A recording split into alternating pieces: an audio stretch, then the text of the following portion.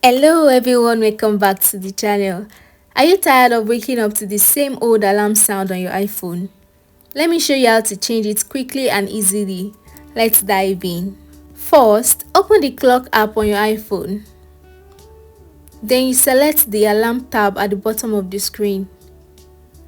Edit an existing alarm by pressing edit at the top left corner. Then tap on the alarm you want to change. In the alarm settings, tap on sound. Scroll through the list of available sounds and tap on the one you like. You can also choose a song from your music library by selecting pick a song at the top of the list. Tap on save at the top right corner. And that's it guys. Now you can wake up to a new sound of your choice. If you found this tip helpful, don't forget to like and subscribe for more quick and easy tutorials. See you next time. Bye bye.